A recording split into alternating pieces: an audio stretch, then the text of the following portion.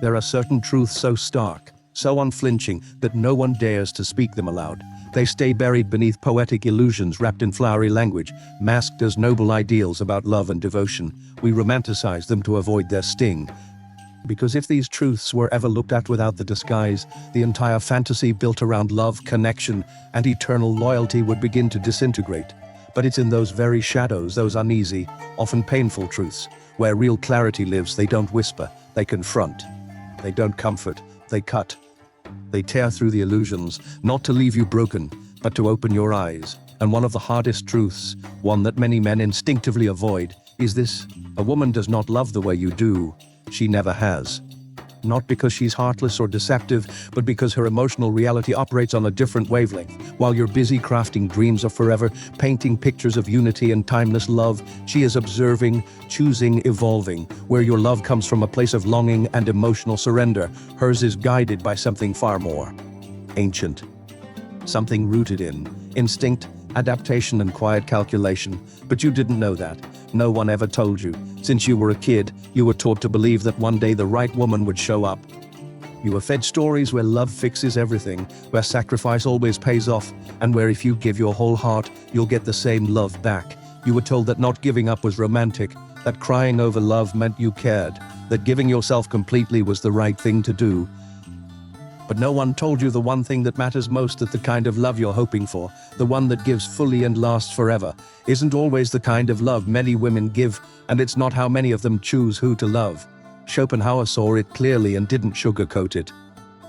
He wrote without romance, without trying to soften the truth. What we call love is often just an illusion, a story society tells to tame men, to pull them away from who they truly are.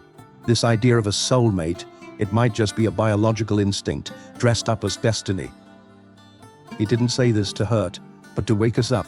He warned that a woman, as instinct not cruel, but natural, is built to seek safety, stability, and survival. Often she's not even aware of it. It's nature, not choice. And if a man doesn't understand this, if he believes women love the same way he does, he'll end up destroying himself. Not because of her, but because he keeps waiting for something she was never meant to give. You didn't know that. That's why you gave your time, your focus, your heart, believing it would all come back, and when it didn't, when she turned cold, distant, and disappeared, you were left confused and broken. The pain was crushing, not just because you lost her, but because the dream you were holding on to fell apart. And that moment when the fantasy dies is where this path truly begins. Because if you're reading this, if you've felt that quiet kind of betrayal, if you've poured your heart out and were met with silence, then maybe you're finally ready to stop chasing illusions, ready to see clearly, not with bitterness, but with truth. When the dream breaks, what's left isn't just heartbreak, it's confusion. You don't know what went wrong. You were there, loyal, honest. You gave her everything without holding back, and still she left, or changed, or replaced you without warning. That's where the real break happens. Not in her leaving, but in realizing she was never in the same story you were living. That's what shatters you. Schopenhauer said it plainly. The kind of love men dream about is often just a mirage one that pulls them away from their purpose, keeping them trapped in a story that was never truly theirs. From Schopenhauer's view, what you see as eternal love might actually be something very different on her side, a practical biological strategy. It's a system that chooses ways and lets go when it no longer serves its purpose. You believed you were building something lasting together, but she was often, without even realizing it, following her instinct to survive. While you dreamed of a deep soul connection, she was quietly measuring your ability to provide emotional support, financial security, and genetic strength, not because she's shallow or cruel, but because that's how she's wired. And though the truth can hurt, it doesn't make her any less valuable. It simply means she's different. The problem isn't her. The problem lies in not understanding this fundamental difference. While you see love as a sacred, unbreakable vow, she may view it as a passing chance. While you believe that giving your whole heart locks in forever, her instinct tells her to keep checking if you're still the best choice. Not through romance, but through cold, primal survival logic. And when you're no longer the best, when her subconscious senses someone offering more status, security, strength, or resources, her desire simply fades away. No drama, no warnings, no explanations. It just disappears. What felt like a sacred bond to you becomes to her a cycle that's run its course, and you, still holding on to the idea of forever, are left shattered, wondering, where did I fail? But the truth is you didn't fail. You simply walked into the wrong game, playing by rules you never knew existed. You stepped onto an emotional battlefield, believing it was a sacred partnership, when in truth you were caught in the harsh realities of natural selection. This doesn't make you weak or foolish. It makes you human, deeply human, full of idealism, even to the point of blindness. And this is where many men break beyond repair. They turn bitter, filled with resentment, and build walls around their hearts. They believe their only choice is to hate women or shut down emotionally altogether, but Schopenhauer never asked you to stop loving. He never told you to give up on connection. He asked you to open your eyes, to stop living in illusions, to understand that what you call love might mean something very different on her side. And once you see that truth, there's no going back.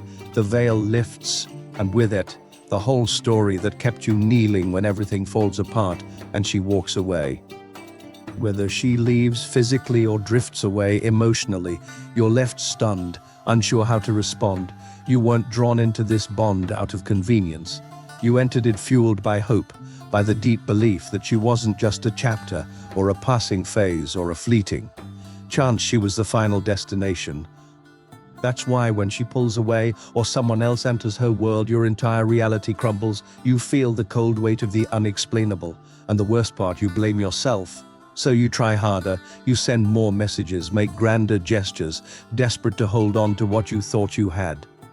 But there's nothing left to save, because what you felt as a deep spiritual bond was, through Schopenhauer's cold lens and from her side, a practical connection, one that either served its purpose or was replaced by something better. And here lies the most painful confusion. She doesn't hate you.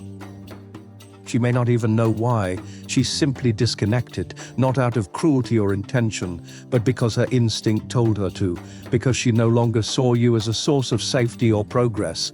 Even without realizing it, her nature works like a radar, always scanning.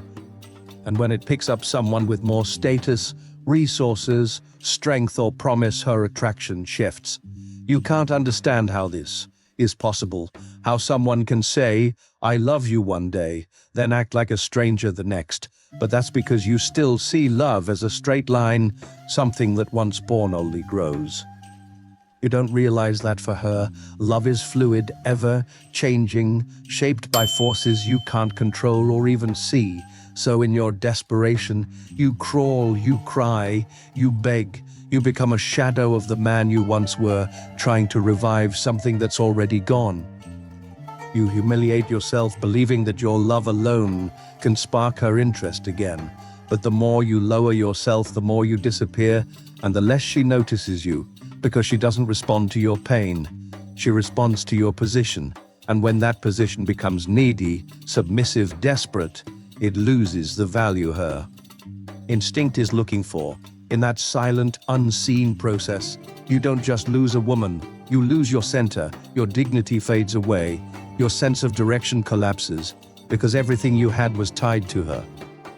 Your purpose, your drive, your very sense of who you are, all of it was tied to that story, and when she's gone, you don't know who you are without it. That's when the real fall begins. Not with the breakup itself, but with the painful truth that you lost yourself inside that relationship, the hardest part. You can't even hate her, because deep down you know she didn't create that false story. You did, you projected it, you dreamed it, and now pain teaches you with brutal honesty that the cost of idealizing without understanding is losing yourself in a story that was never real. That moment of collapse isn't just heartbreak, it's an existential implosion, because it's not just her who leaves. Your whole sense of purpose, tied to her presence, disappears with her. The future you imagined crumbles, and the illusion you built with every silent sacrifice shatters. Every little piece of yourself that you gave up disappears, leaving behind only emptiness and wreckage. Your identity isn't broken by betrayal, but by the choice to pour your soul into something that was never meant for forever. A bond designed by biology to be practical, temporary, and functional, not permanent. Schopenhauer didn't say this to break you. He said it to wake you up, because as long as you believe your devotion guarantees eternal love, you'll be crushed by a logic that was never yours to begin with. Many men never recover.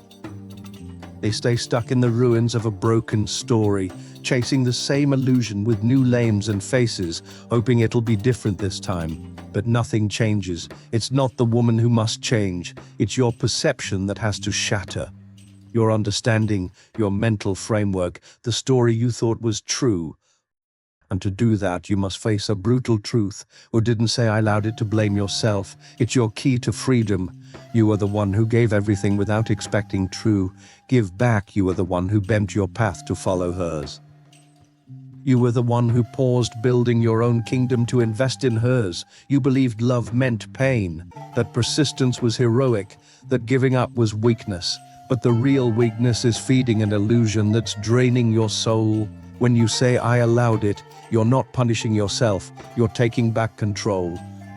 Because if you were the one who betrayed yourself, then you're also the one who can save yourself. You can stop chasing illusions. Stop seeking approval from someone who never saw you as an equal. You can start looking at yourself with the same fierce honesty you once gave her. Not to grow cold or bitter, and certainly not to hate, but to awaken, because beneath it all, revenge and punishment aren't what you truly seek. What you crave is clarity. That clarity only arrives when you stop hunting for reasons in her departure and start questioning why you gave so much of yourself, without limits, without guardrails. The real wound isn't just her leaving, it's the part of you left behind. The man reflected in the broken glass, the one lost and unrecognizable, wasn't created by her actions. He was born the moment you stopped honoring your own worth. The moment you placed her above your peace, your purpose, your very life force. And escaping that void won't come from chasing more romance, false hope, or blind trust. It can only come through facing the raw, unvarnished truth. A truth that might sting your eyes, but finally helps you see clearly. Because as long as you stay trapped in the story they fed you, you'll keep begging for scraps of love, thinking that's what it is. But that's not love, that's dependency. And dependency breaks more hearts than rejection ever will. Then comes the moment when you can't keep fooling yourself anymore. The moment something inside shatters so deeply that no kind words or sweet memories can fix it. That's when you face the illusion head on and realize it wasn't her who broke you. It was you, for dreaming a dream she never shared. Schopenhauer did hand you a map to hate. He held up a mirror for you, one most people avoid because it doesn't show her, it shows you. You need to idealize your hunger to be loved, the blindness you chose. And if you can look into that mirror without blinking, without making excuses, without running away, something changes. Something deep inside, something no one can ever take from you again. That's true freedom, not the kind you shout to convince yourself you're okay, or the mask you wear in front of others. Real freedom comes from pain lived honestly. It rises when you accept that your value isn't tied to whether she picks you, loves you, or approves of you. Your purpose can't depend on someone else's shifting feelings, because you weren't born to revolve around her. You were born to build your own center, your own kingdom. And if a woman chooses to walk beside you on this journey, let it be because you both respect each other, share a vision, and are fully aware, not because you need her to rescue you from yourself. That difference changes everything. When you stop idealizing, you stop begging, you stop shrinking to fit someone else's expectations. You stop trading away your true self just to be accepted, and finally you take back what you gave away without even noticing: your energy, your presence, your strong, pure masculinity, your purpose, free from need. That change doesn't need revenge. It doesn't need bitterness. It needs truth.